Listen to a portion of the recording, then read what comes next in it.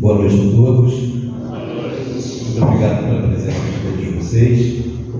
Queria dizer para vocês que preparar essa palestra, ela me emocionou por algumas vezes, porque falar de famílias, falar de jornada da vida em família, com os vínculos, com as provações, com os aprendizados, à luz da nossa doutrina, a gente acaba fazendo uma autoanálise, E eu sempre digo para vocês aqui que quando a gente vem aqui para frente para fazer uma apresentação, a espiritualidade estejam certos, faz isso com você. Você é o primeiro a experimentar e a sentir tudo aquilo que você está dizendo, e ela te fala assim no teu ouvido, espiritualidade. Está vendo?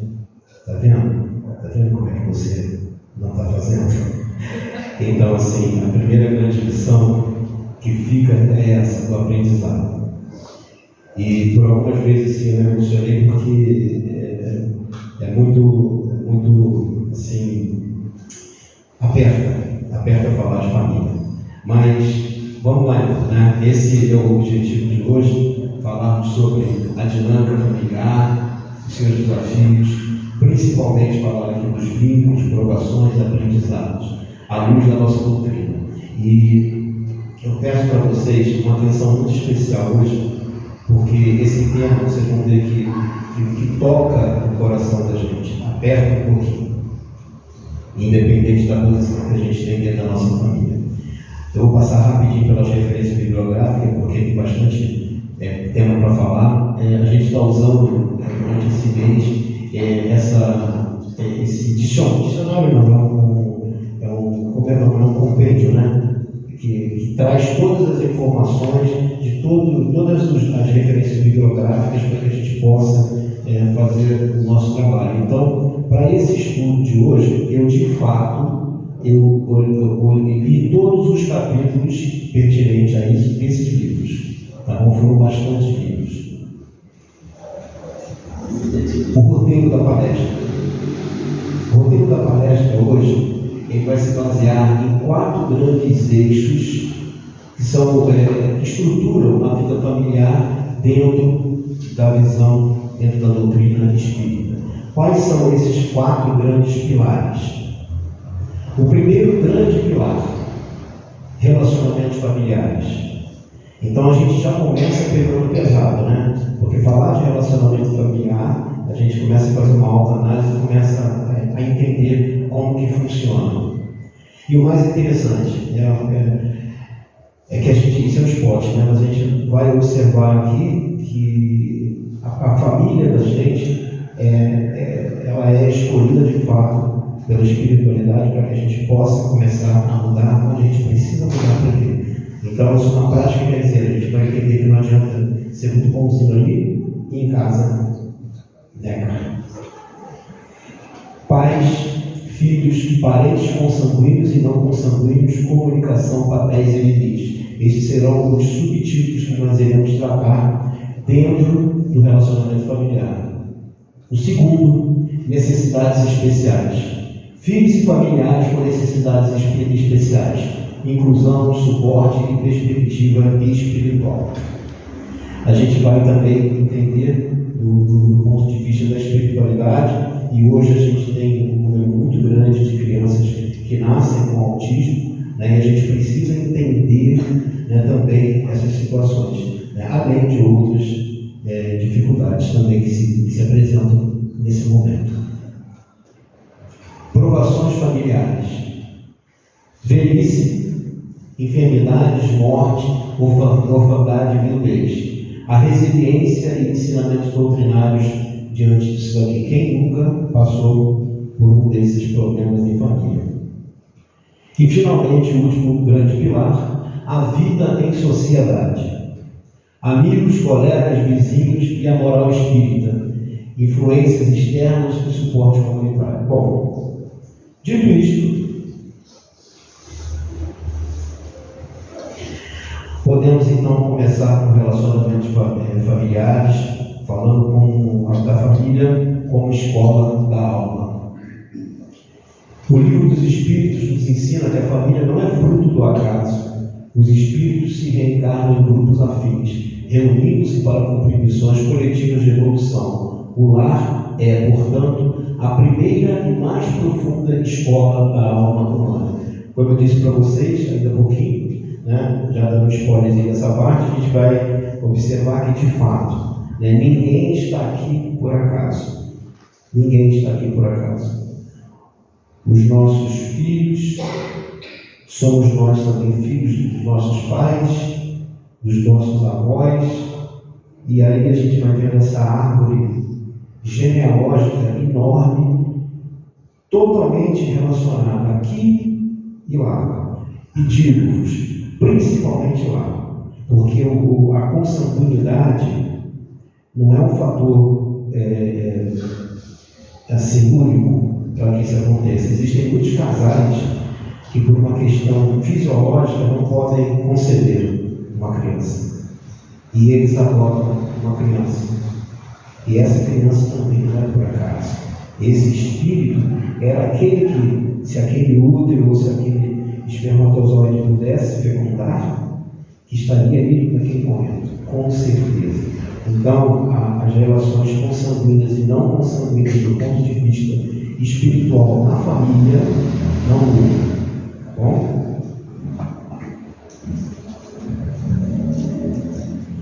Vínculos pré-existentes. Então, antes da encarnação,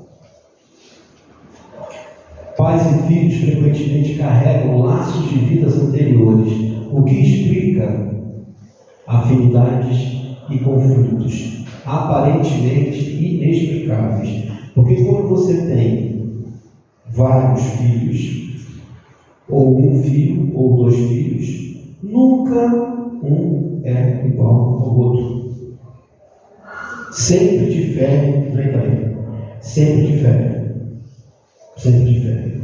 Eu brinco assim de Itaí, porque Itaí tem 6, Então, sabe que isso, ele tem 6 e sabe que cada um tem uma característica que difere do outro. Porque são espíritos que estão relacionados, ligados a ele e a Kátia, por qualquer que seja a razão lá de trás, por afinidade ou por aversão, por amor ou por discórdia do passado, de vínculos passados, e cada um se apresenta de uma maneira, cada um se apresenta de uma forma. E o mais interessante, o amor do pai e da mãe é igual para todos. Pode estar certo, né? Bom, além disso, a gente também fala aqui da missão educativa mútua. O que é a missão educativa mútua? Essa missão é exatamente aquela que fala que não só os pais, educam, mas também os filhos elevam e transformam os pais. Quantas vezes a gente vê isso acontecer? Eu paro e penso e faço uma autoanálise e vejo como que eu venho mudando nas minhas duas paternidades, de uma e de outra. O quanto que uma paternidade me lapida, o quanto que a outra paternidade me lapida e muda a minha atitude, a minha maneira de ver. E como que a doutrina espírita vem como um cinzel lapidando essa pedra bruta, que a gente vem, como se fosse uma pedra bruta de fato. E por fim, é claro que numa família o amor tem que ser a base. O amor necessariamente é a base. É claro que a gente sabe de algumas relações, principalmente que aconteciam no passado, que os casais se formavam por interesses familiares, interesses materiais, Então isso acontecia lá atrás. Ele dizia, não, com o tempo você aprende a amar o fulano, o tempo vai passar e você vai aprender a amar. E a gente sabe que não, na sociedade que vivemos, a gente sabe que não é isso. Mas o amor é o que de fato tende a ser um motivo de união para todos nós. Só que aí a gente vê o que Kardec diz sobre o amor. Ele afirma que o amor é o cimento da criação. Eu vou trocar o microfone.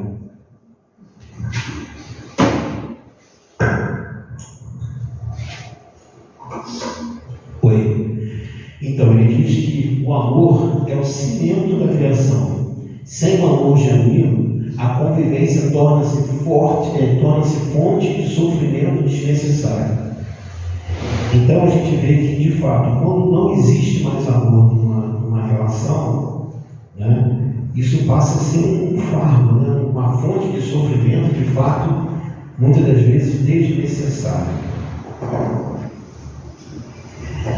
Agora, numa família constituída, qual é o ponto mais importante dentro de uma casa, de uma família? Vocês concordam que é a comunicação? A comunicação é tudo, né? Então, ela é o elo que une ou que separa.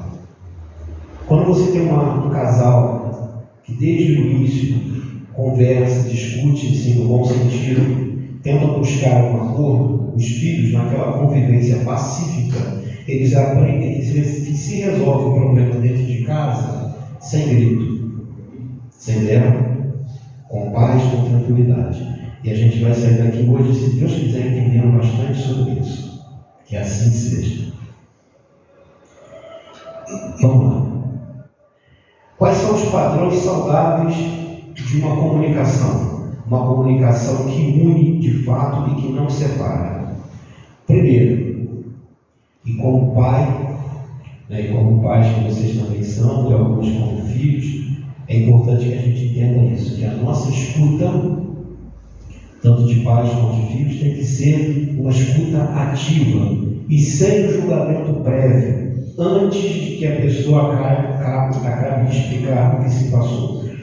E às vezes a gente tende a querer, já não precisa falar mais nada, eu já entendi tudo, já sei onde você vai chegar, porque a minha experiência, né, já passei por isso, eu sei como que é, mas deixa, mesmo que você tenha essa experiência, eu estou dizendo isso, e ao mesmo tempo me lapidando, mesmo que você tenha esse conhecimento, essa experiência, espera até o final, porque quando você espera até o final, você está ensinando a outra parte que ela tem um momento de falar, mas que vai ter um momento de ouvir também. E da próxima vez, quando você estiver falando, você vai poder dizer agora a sua vez de ouvir, porque eu ouvi tudo que você tinha para dizer.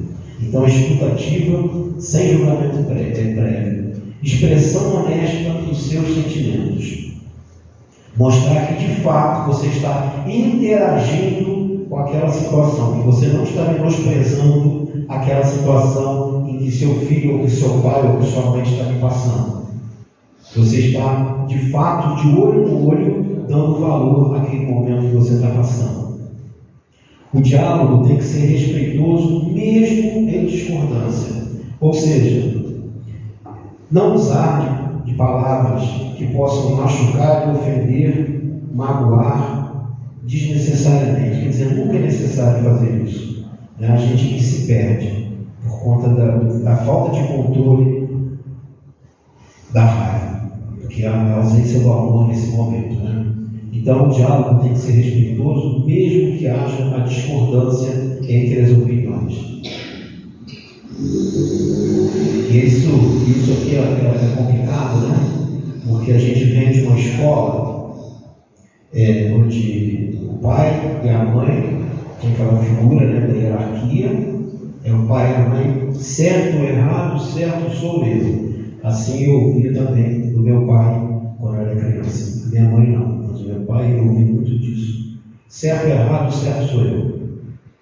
Então, a gente entende, do ponto de vista da doutrina espírita, a gente entende que aquele filho que está ali é um espírito independente. E ele está ali com você para que você possa lapidá-lo pelo amor e não pela dor. Porque lapidar o filho pela dor, você está construindo para você um arcabouço de dores no futuro. Então, a ideia é exatamente essa: lapidar pelo amor. Acabei de falar. Deixa eu falar. Reconhecimento do outro como espírito em evolução.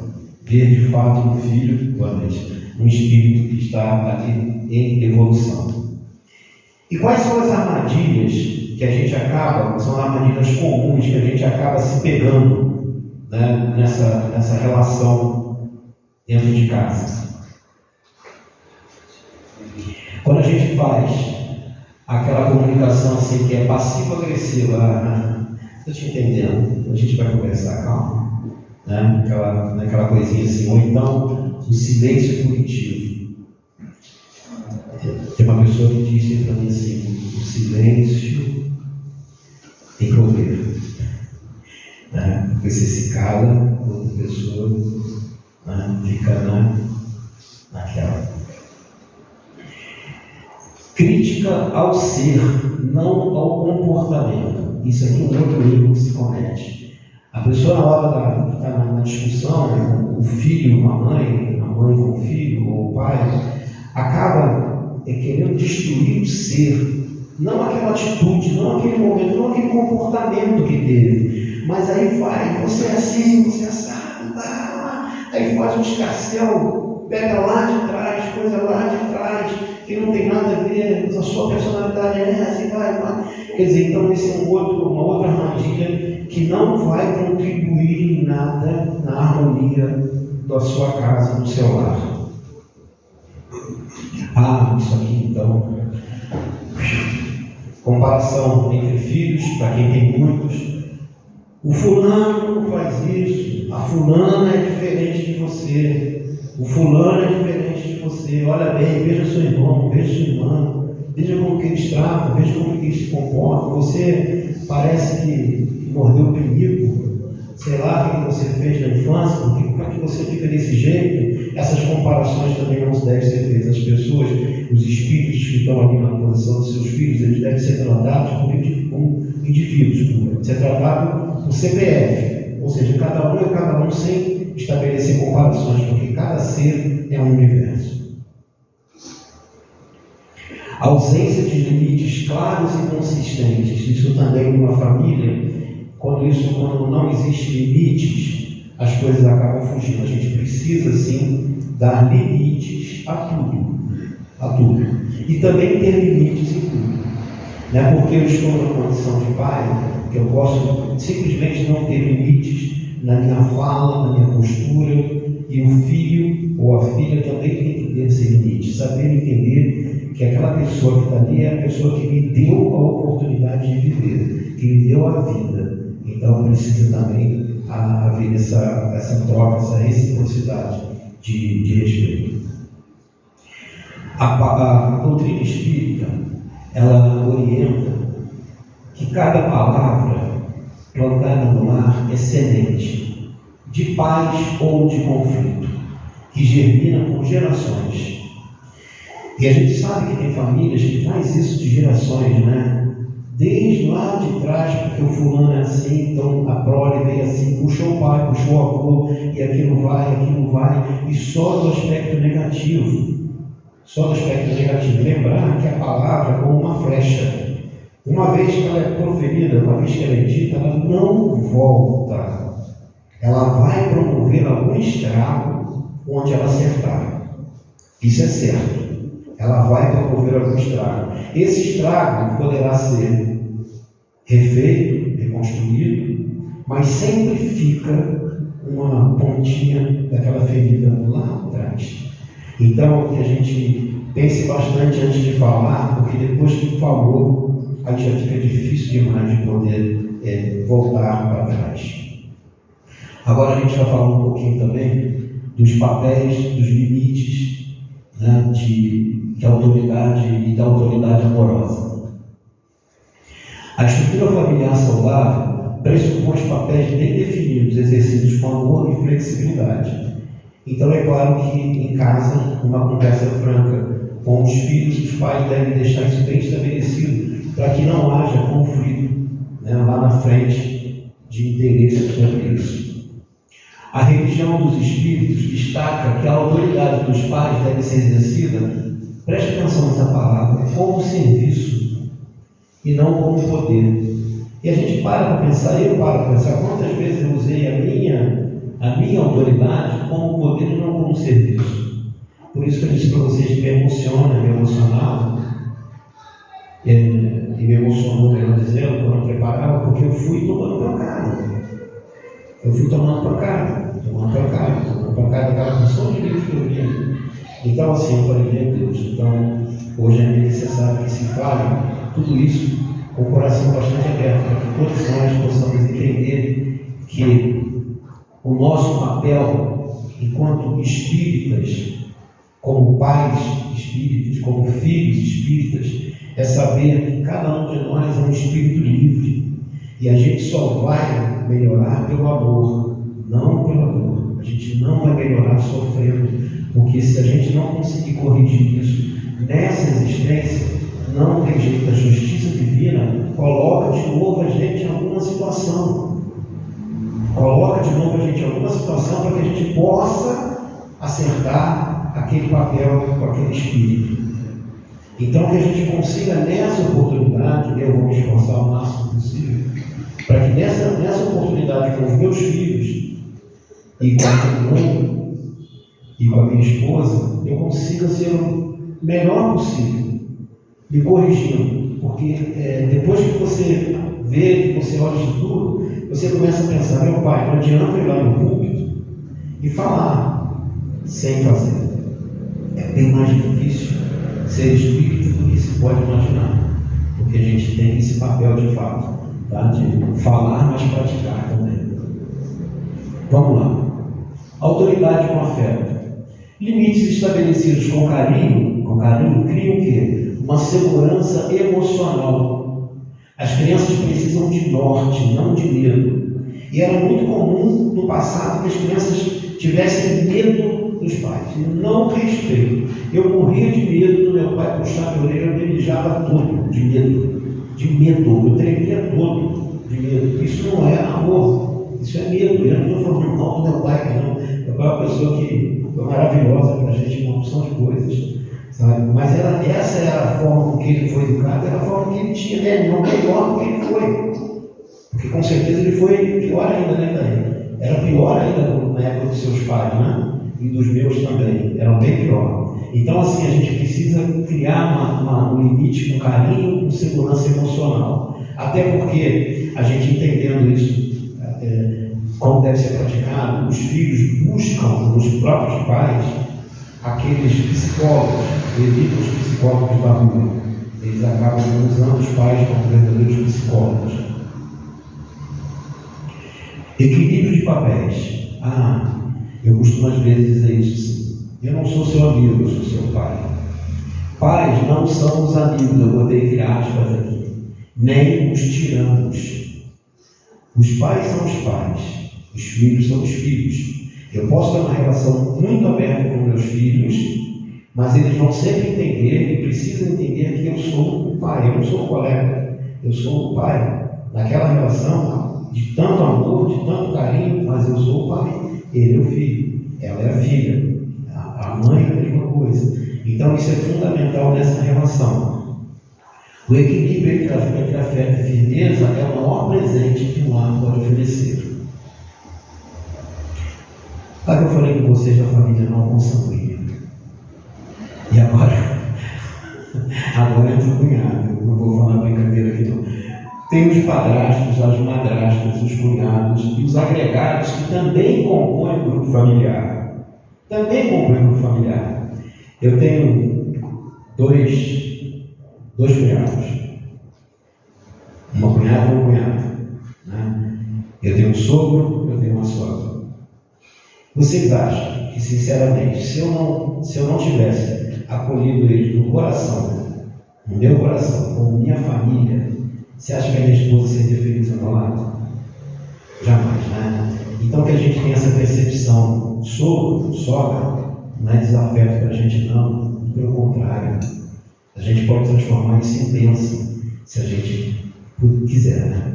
A gente pode, eu sei que vai ter desafio para isso, às vezes a bicha danada não quer redar o pé, mas a gente consegue sim. E essa relação é uma relação muito importante, e ela merece o mesmo respeito e atenção espiritual, porque eles também estão ali, não por acaso. Da mesma forma que você entrou na família da tua mulher e ela entrou na sua família, como também não foi por acaso, ele, o conjunto todo, está diretamente relacionado com você. E você tem, sim, uma importância e uma relevância muito grande no sucesso ou no insucesso, na falta dele, nesse seio familiar. É muito, muito, muito importante a sua participação. E aquela história, vamos fechar a porta aqui para lá e se vire, isso não é família, família é um conjunto. Conflitos familiares. Aqui a gente começa a mexer na figura, né? Da crise à oportunidade. Conhece aquela brincadeira, aquela frase que diz assim: me deram um limão e agora eu quero fazer uma limonada? É exatamente isso aqui, da crise, uma oportunidade. Todo conflito traz em si o germe da transformação. Muitas vezes você sai mais forte, às vezes, de um conflito, quando as partes conseguem se ajustar. Teve um conflito. Para, bebe uma água, pensa, não fala besteira, não, espera passar um pouquinho, depois vem para conversar, e ali pode ser não, na maioria das vezes você consegue transformar uma situação que foi ruim em uma oportunidade de melhoria com aquela pessoa.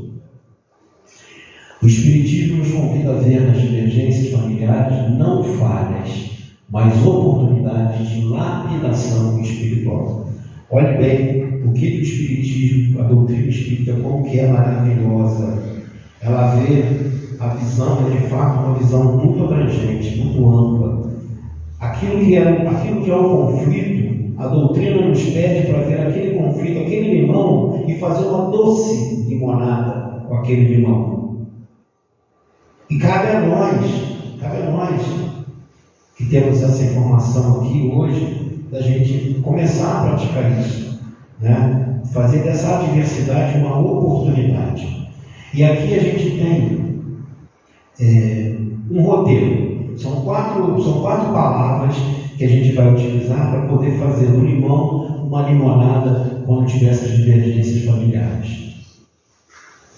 O primeiro, identificar. Então, primeiro eu preciso identificar a raiz do problema.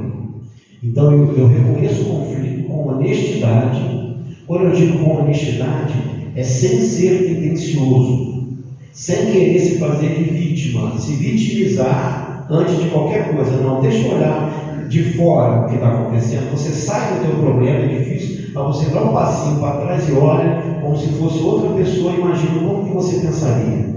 Então, reconhecer o conflito com honestidade sem minimizar nem dramatizar.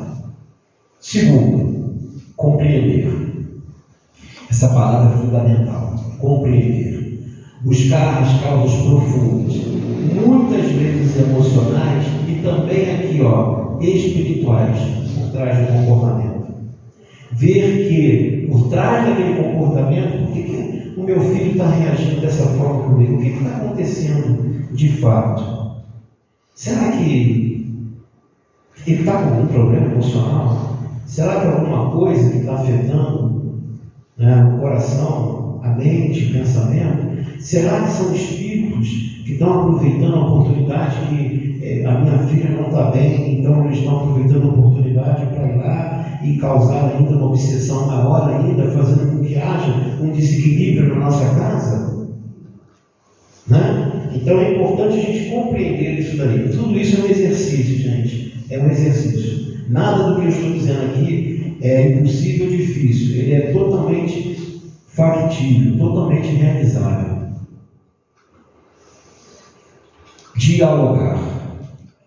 Abrir espaço para conversas honestas, mediadas pelo amor e pela humildade, mais uma vez, respeitando sempre a sua posição, seja de pai, de mãe ou de filho, respeitando sempre essa posição, né? Sem níveis de hierarquia, que digo, mas respeitando a sua posição, e conversar, ter uma conversa honesta com o seu filho, com a sua filha, entender o que é que está acontecendo, mas isso com amor e com humildade, sem a prepotência. E finalmente, transformar. Extrair o aprendizado e fortalecer os laços com base na experiência vivida. Aprender com o erro dói muito, mas a gente aprende. Então, olha só, as 4 palavrinhas. O que eu preciso quando eu estiver no conflito familiar, eu preciso identificar, eu preciso compreender, eu preciso dialogar e transformar. E para isso, quando você estiver conversando com o seu filho, ou com a sua filha, ou com o seu filho estiver falando com você, que a gente sempre coloque a terceira pessoa nessa conversa, que é Jesus. Porque quando a gente coloca a terceira pessoa, a gente opa, Papai do Céu está aqui do meu lado aqui, então vamos ter paz, tranquilidade para a gente poder conversar. É difícil? É. Mas então, qual é o exercício que eu falei inicialmente? Respirar, tomar um pouco d'água e poder seguir em frente. Eu vou me comprometer também.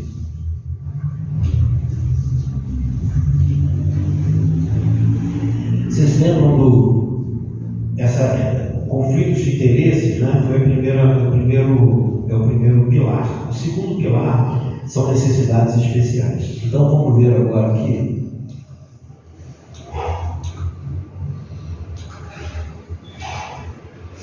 Filhos com necessidades especiais, um dom disfarçado. Então vamos já começar a ver que a gente já está dando uma visão diferente para essa situação. A gente não está falando de problema, a gente está falando de um dom disfarçado, né? Um dom disfarçado.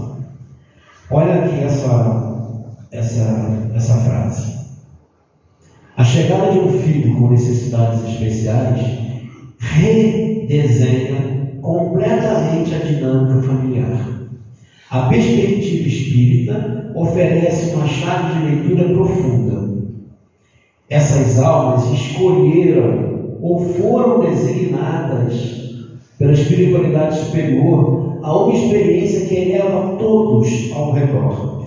Quem tem na família uma pessoa especial, uma pessoa com necessidade especial, entende e sabe bem o que eu estou dizendo, porque toda a família é lapidada, é esculpida por outro prisma, por conta da presença desse ser amado que está ali na sua lado. Tudo muda, tudo muda, tudo muda. O início é mais difícil, né? A gente vai ver essas etapas, eu não vou dar spoiler de novo, não. A perspectiva espiritual é a seguinte: o espírito encarna com limitações físicas ou mentais como parte da sua evolução e convoca a família a exercitar compaixão ativa. Agora, quando esse espírito vem com uma necessidade da sua evolução, quando ele sempre vem com necessidade de evolução. Quando ele vem com uma dificuldade física ou mental, não só ele é convidado, não só ele precisa dessa evolução, como todos os familiares. Toda a família precisa dessa evolução. Seja na tolerância, seja com aquele grito no meio de uma festa, no meio de uma reunião familiar, aquele choro incontido, né? aquela criança que pula, que salta, que desce, que corre, que faz isso, faz aquilo, e fala: meu Deus do céu! Tenho um primo que teve um filho que era assim, ele subia na estante, descia no sofá, pulava muro, fazia isso, fazia aquilo, ele falava: meu pai do céu, será que não tem como dar uma calmante para ele? Não. Né? Faltava às vezes paciência e faltava entendimento da minha parte também e de outras pessoas para poder entender que ele tinha uma necessidade especial. O impacto emocional. Esse daqui.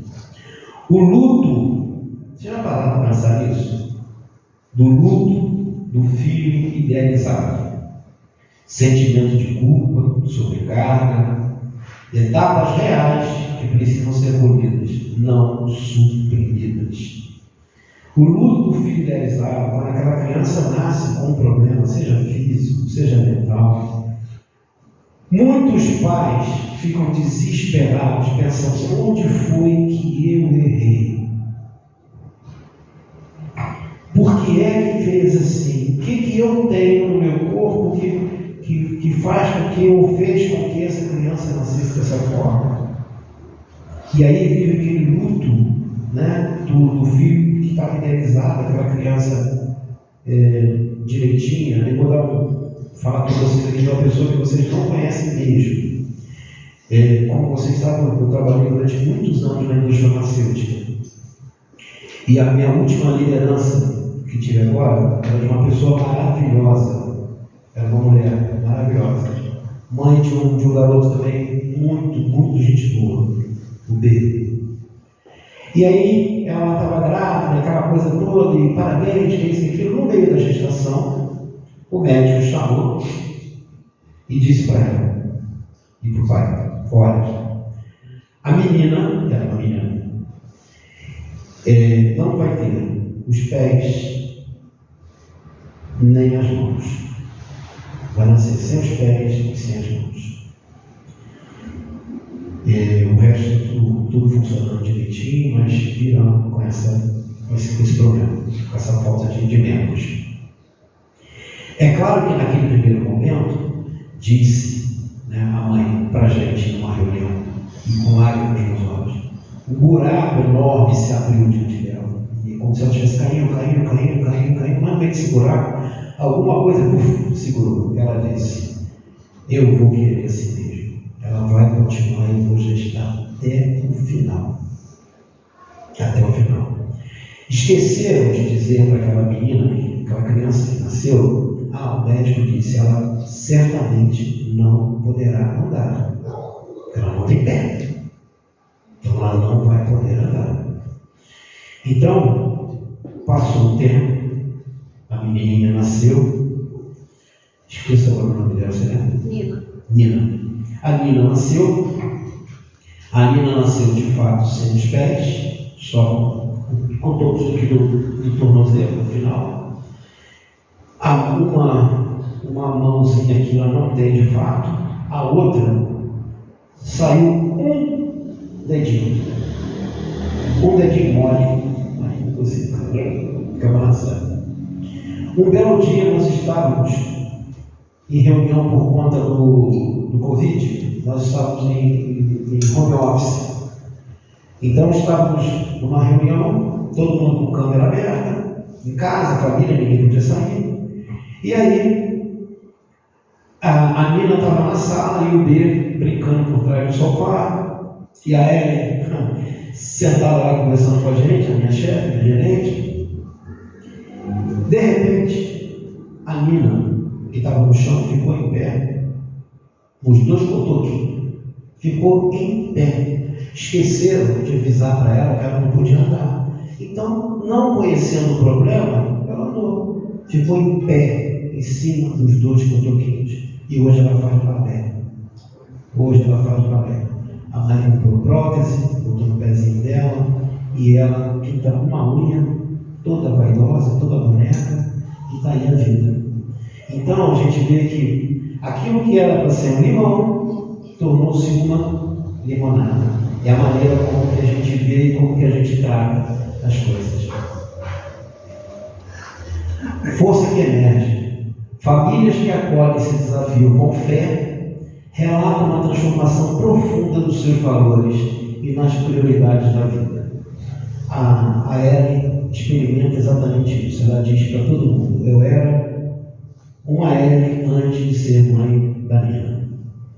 E tudo mudou na minha vida, a forma como eu vejo as dificuldades, as coisas que acontecem no dia a dia. Tudo eu consigo superar com felicidade e com um sorriso, porque a grande dificuldade que era para ser não existiu.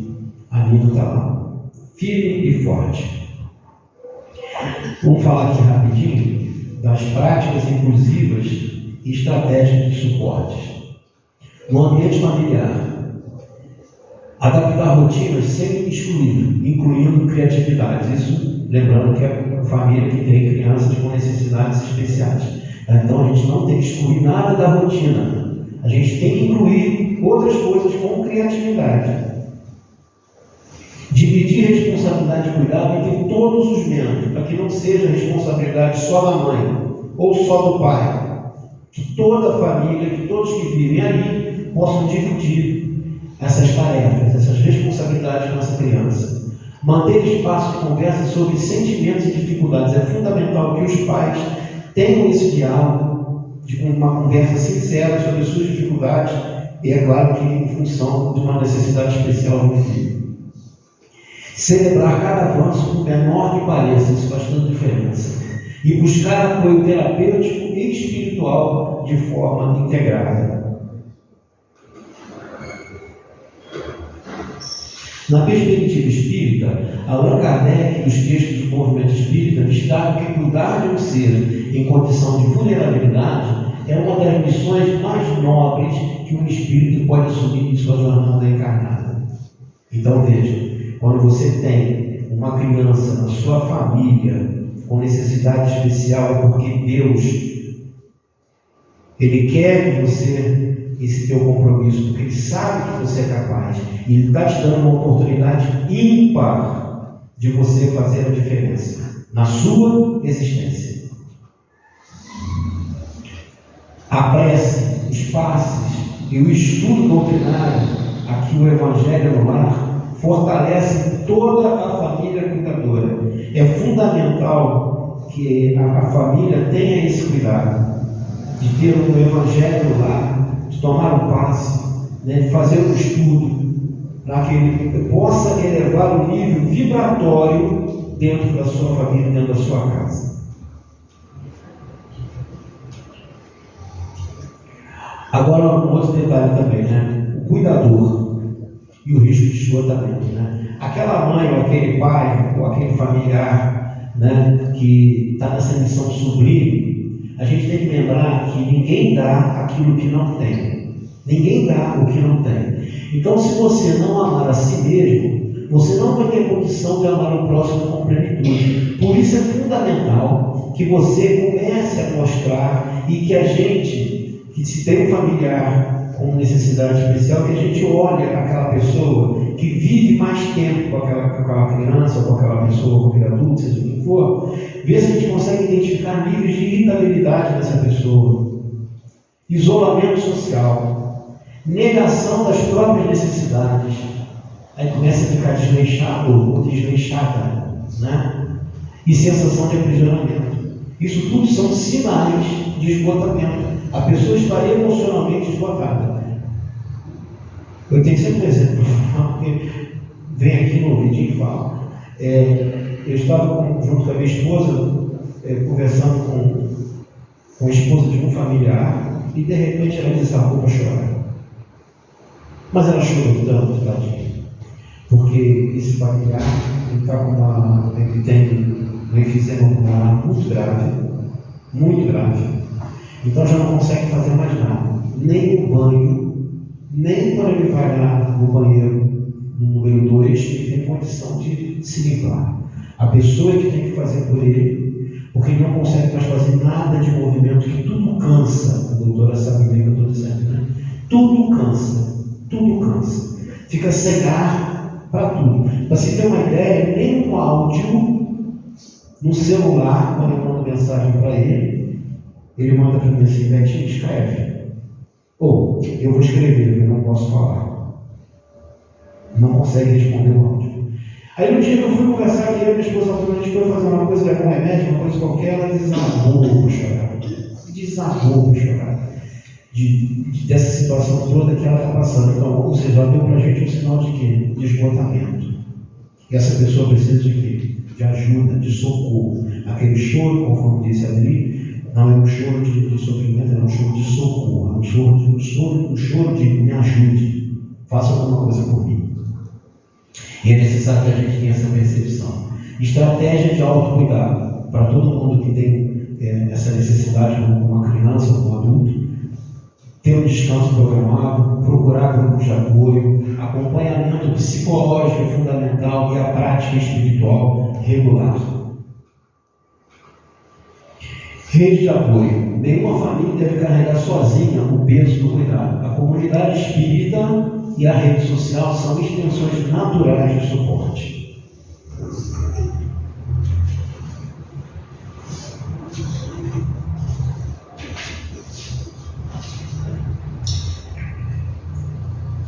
Bloco 3. Provações familiares. A velhice. Tesouro ou fardo? A chegada da velhice redefine os papéis familiares. Aqueles que um dia foram pilares tornam-se os dependentes. E esse processo convoca filhos e netos a uma inversão de cuidados, que pode ser fonte de amor profundo ou de conflito sério. Quantas famílias a gente conhece que quando o pai ou a mãe envelhece, a primeira coisa que fala, gente, onde eu vou botar eles agora? Porque eles não estão mais cabendo aqui em casa. Não tem condição, está ficando tudo doidinho das ideias, né? Chamando o Gugu de meu ouro. Então está na hora de fazer alguma coisa. Gente, pelo amor de Deus, o papel está invertido agora, só isso. Porque era assim que era no passado, era você que precisava desse cuidado, era você que precisava desse apoio e que você recebia com muito amor e com muito carinho. Quantas vezes a gente vê um filho pequeno, eu tive 2 e tive essa oportunidade de ver, quantas vezes a gente repete a mesma coisa, a mesma frase. E a gente ri, brinca. Agora, vai a mãe ou o pai repetir a mesma coisa, está ficando caduco, hein? Pelo amor de Deus, eu falei isso tantas vezes. Pô, que isso, que loucura. A minha mãe tem 90 anos de idade. E ela está assim, né? Tem hora que ela repete a mesma coisa. Aí eu falo, mãezinha, tu já falou isso, eu vou te dar uma esprega. Eu vou lá perto dela, perto da barriga. Então, assim, tem hora que a gente briga também. Mas, assim, eu tenho um carinho muito grande da minha mãe, muito da minha mãe. E hoje, graças à doutrina espírita, eu consegui entender, né, que esse momento de mudança dela, de estado, né, do físico, do espiritual, é claro que é uma necessidade, vai acontecer, e a gente precisa entender isso com mais naturalidade. Mas para ter essa naturalidade é necessário que a gente pratique isso aqui, esse amor profundo, com resignação, com paciência, entendendo que às vezes eu chego em casa falando com a minha esposa, putz, hoje estou chateado, porque não fui legal com a minha mãe, falei assim, sabe? Aí eu vou lá todos os dias, eu vou na casa da minha mãe, todos os dias, 10h30 da noite, eu ligo para ela. Aí eu tenho câmera na casa dela espalhada, nosso mesmo no banheiro, que ela não deixa, obviamente, eu tenho câmeras espalhadas pela casa, aí eu vejo ela assim, ela andando devagarzinho, ela fala assim, ela está indo, ela já esperar a minha ligação de 10h30. Aí eu digo para a mãe, me perdoa. Não, meu filho, perdoar de quê? Isso é muito bom para mim, não tem que perdoar de nada. E a gente faz as pazes rápido, a gente explica e faz as pazes rápido. É muito legal, muito bom. E assim, a gente tem que ter os nossos velhinhos em casa e olhar com muito carinho por eles. Porque a vida é muito rápida e rapidamente eles se despedem da gente. E de detalhes, eles não dão sinal que está embora, não vão. Só quem não tem mais é que sabe o que eu estou dizendo. O olhar espírita sobre a velhice. A velhice não é o fim da missão, é a fase de colher, transmitir sabedoria e preparar-se para a transição. É muito importante que as pessoas que aceitem isso, que os espíritas aceitem isso. O processo é um processo de transição. Ninguém morre, pelo amor de Deus, ninguém morre. A gente só muda de lugar. O ancião é um espírito próximo da partida, merecedor de reverência. Tenhamos paciência com eles. Desafios práticos. Esses aqui são os desafios dos idosos, né? Dependência física, perda de autonomia, questões de moradia, declínio cognitivo, situações que exigem planejamento familiar e emocional. Para minha mãe, por exemplo, então posso falar à vontade, que é minha. Eu falo, mãe, pelo amor de Deus, vai lá para casa, mãe, vai lá para casa que a gente vai te dar mais carinho ainda, eu vou poder estar com você, não só nesse momento que eu venho aqui, mas a hora que eu chego em casa, que eu vou almoçar, que eu vou fazer aquilo, você vai estar junto com a gente. Não, mas eu não quero. Por quê? Porque ela tem medo de perder a autonomia. Ela quer fazer as coisinhas dela ainda. Então a gente vai enchendo de câmera e olhando toda hora, daqui a pouco eu olho. Tá tudo bem, tá tudo direitinho. Às vezes eu acordo de madrugada, pego o celular, ligo e olho, tá dormindo, então tá bom. Aí eu olho, vejo mexendo o pezinho, você vai, tá vivo, então tá bom. Ai, meu pai, é um desafio, viu? Gratidão como prática. Cultivar a gratidão pelos anos de dedicação dos mais velhos transforma o cuidado em privilégio e não em obrigação. Enfermidades, quando o corpo pede parada. A enfermidade de um familiar abala toda a estrutura da casa, toda a estrutura. O Espiritismo oferece um entendimento transformador nessa situação. Qual é? Doenças são frequentemente oportunidades de purificação e crescimento para o espírito que sofre e para aqueles que o cercam. Então vão ter esse entendimento. Se tem uma doença, tem aquela doença, às vezes uma doença crônica, às vezes uma doença sem cura, e a gente sabe que aquilo ali é o caminho que vai fazer a separação daqui a pouco. A gente tem que entender que aquilo ali é para a pessoa que está passando por aquele problema e também para os familiares, né? Porque os familiares têm que se readaptar, às vezes tem que colocar uma cama de hospital dentro da casa, tem que ter cuidado com o fisioterapeuta, né, Fabi? Tem que fazer uma série de outras coisas, cuidar, colocar fralda, limpar, fazer isso, fazer aquilo, e fazer tudo isso com muito amor, porque eles já fizeram com nós também um dia. Cuidado integrado, isso aqui é fundamental, tá? O paciente idoso, ele precisa do tratamento médico, mas ele precisa também de suporte espiritual, oração, passe, estudo. A minha mãe não pode vir aqui, ela não está mais andando bem, ela não consegue nem descer bem a escada. O que eu faço? Eventualmente eu peço o Marcão, e ele vai até na casa dela e dá um passe nela. É fundamental que ela tenha que receber isso também, que a gente possa oferecer para os nossos familiares, né, essa água pura, né, que ele possa beber esse fluido espiritual, tá bom? É claro que a gente não pode deixar o tratamento médico e falar assim, não, a espiritualidade vai curar e agora, isso não existe não, tá? Resignação ativa. Aceitar a enfermidade não é passividade.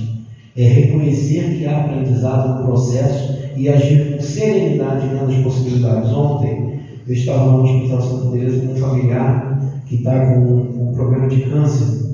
Ele tem um câncer no estômago que está bem alastrado já. E aí, conversando com ele falou assim, tem hora que me dá um desânimo. Aí eu expliquei para ele, conversei com ele, falei, não desanima, continua, você já está melhorando, assim, assado, nada. E hoje, a esposa dele ligou e falou, você não sabe melhor. Veio o resultado do exame que ele fez agora, depois dessa primeira sessão de quimioterapia, já houve remissão de vários marcadores cancerígenos que estavam pelo fígado, pelo pulmão. Então aquilo já trouxe mais alegria, mais motivação. Então é necessário que a gente tenha uma conversa franca com o nosso familiar para ele estar nesse momento. Família como medicina. A presença amorosa dos familiares é comprovadamente terapêutica. O amor familiar cura aquilo que a medicina sozinha não alcança. Então, se a gente tem um familiar doente, vamos fazer o possível para visitá-lo, para trocar uma ideia, para levar carinho. Não deixe aquela pessoa isolada. Essa congregação familiar, esse estar junto faz uma enorme diferença para quem está doente. Cada pessoa que vai e leva uma mensagem, leva um carinho, faz uma enorme diferença. E você não é comigo, vai estar aí. Morte súbita ou prematura, o impacto inesperado. Poucas experiências humanas são tão devastadoras quanto a perda repentina de um familiar. A morte inesperada, seja por acidente, suicídio, doença fulminante, rompe o fluxo da vida e lança a família em um caos emocional profundo. Rapidinho, há uns anos atrás, há 24 ou 25 anos atrás, o filho da minha prima sofreu um grave acidente aqui na Ponte Branca. O Fabiano sabe bem disso. Um grave acidente que tirou a vida dele. Eu não sei se vocês lembram de um jovem numa moto que caiu, ele foi fazer uma balada, tinha que levar uma moto, o ônibus entrou, pegou o bico da moto, jogou a moto lá embaixo e morreu, meu primo. Naquele dia, era dia 2 de outubro. Dia 1º de outubro, quando isso tudo aconteceu. Meu irmão estava na minha casa, meu irmão morava em Vitória nessa época. Meu irmão estava na minha casa comemorando o aniversário dele, que era no sábado. O aniversário dele seria na segunda-feira. Ele morava em Vitória, ele veio para comemorar. A gente estava fazendo um churrasco e o meu primo tinha sido convidado, o tio dele, ele me ligou e falou assim, Betinho, eu queria falar uma coisa com você que eu vou acabar com o churrasco, o Pedro morreu. Eu falei, mas como? Assim, você foi misericórdia, acabou com o churrasco, obviamente, e uma semana, no máximo, uma semana ou menos de uma semana depois, eu estava indo para Nova Friburgo, ele estava junto comigo, eu me senti mal, me tornei um hipertenso a partir daquele dia. Por conta de quê? Por conta exatamente dessa situação inesperada que causou um problema grande emocional em mim e me tornei hipertenso há 25 anos. Todos os dias um medicamentozinho para poder controlar a hipertensão arterial. O luto pelo inesperado, a primeira fase é a negação intensa e duradoura. Essa aqui é uma situação que acontece muito. Depois, a culpa. O que eu poderia ter feito para que isso não acontecesse? O pai desse menino um dia me abraçou e falou assim, Betinho, todas as vezes que eu saí de casa, eu escondia a chave da moto em um determinado lugar, mas ele sabia onde eu escondia e eu sabia que ele ia pegar, mas eu deixava lá para ele pegar, porque eu não queria dizer para ele, estou te entregando a moto para você sair. E ele falou assim, se eu tivesse escondido mesmo a chave, isso não teria acontecido, então eu também tenho culpa. Eu falei, não, o que é isso? Você não tem culpa, as coisas acontecem porque precisam acontecer. Raiva direcionada a Deus. A circunstância ou a si mesmo. Essa mesma esposa desse familiar que estava comigo ontem falou assim, dentro do carro ontem, pois é, tem hora, Beto, que eu sinto uma raiva até de Deus. Eu chego a dizer para ele, meu Deus, meu marido é tão bom e de fato é uma pessoa muito boa, por que é que ele está passando por isso agora? E mais uma vez, a doutrina me deu a oportunidade de eu esclarecer para ela que não é assim. O vazio existencial e perda de sentido. Isso acontece muito pelo luto inesperado. O vazio na vida da gente existencial e perda de sentido, do sentido da vida. A visão espírito da morte. O livro dos Espíritos é claro. A morte é uma transição e não um fim. O espírito continua sua jornada. E o amor que nos uniu não se dissolve com a morte do corpo físico. Portanto, não há morte, existe uma transformação. Esse é o princípio fundamental da doutrina espírita. Deixa eu pular uma coisa aqui, para poder ir lá no final.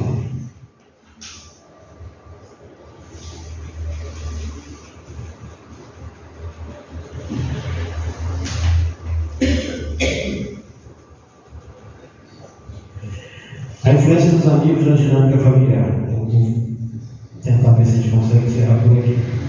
As influências positivas, a gente deve buscar sempre, são aquelas amizades que incentivam o crescimento pessoal e moral, grupos que apoiam nos momentos de crise familiar, amigos que inspiram pelo exemplo de vida, redes de amizade que ampliam os horizontes. E as que desviam do caminho?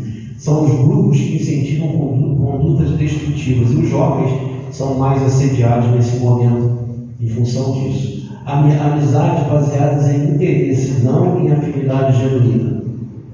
Pressão social que entra em conflito com os valores do lar. E aí a gente vê, porque naquela família, a mãe não se dá com as filhas.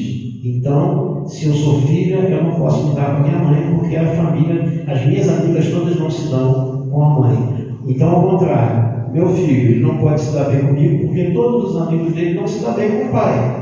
Então ele falou assim, por que eu vou me dar bem com meu pai? Então, isso é uma influência, é claro que isso acontece mais na juventude, na adolescência, né? Isso é uma influência de uma amizade tóxica. O livro dos Espíritos nos ensina que nos cercamos de espíritos afins. A qualidade das nossas relações reflete e reforça o estágio da nossa evolução. Então, portanto, que tenhamos mais amizades.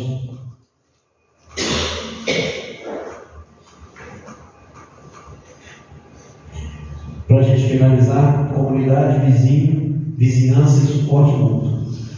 Uma vizinhança solidária substitui em parte família distante. Ato simples de ajuda a construir um tecido social de proteção. Em 1969, a minha família mudou-se daqui de Cascatinha, eu tinha 6 anos de idade, mudou-se daqui de Cascatinha para Carangola. E lá no Carangola a gente tinha só os vizinhos, a gente não conhecia ninguém, era só vizinhos. E formou-se um grande círculo familiar. festa junina, da família dos vizinhos, todo mundo comemorando junto. Bom, pessoal, eu tinha aqui mais uma porção de coisa para mostrar para vocês, mas eu vou colocar lá direto na mensagem final, porque eu já passei 6 minutos do tempo, e a gente sabe que a gente não pode. Eu vou ter que depois ver o que eu vou poder tirar daqui, mas dá vontade de não tirar nada, tá? A família é a humanidade em miniatura. A família tem por fim estreitar os laços de fraternidade entre os homens. Se todos os membros de uma família se tratassem com amor e respeito mútuos, a harmonia reinaria entre eles e se propagaria para a sociedade. Isso está em Allan Kardec, no Livro dos Espíritos, na questão 774. E a mensagem final que deixo para vocês é exatamente essa daqui. Que cada lar seja um canteiro de paz, de perdão e de evolução. Que cada família encontre nos seus desafios a força que só o amor é capaz de dar. Muito obrigado a todos vocês.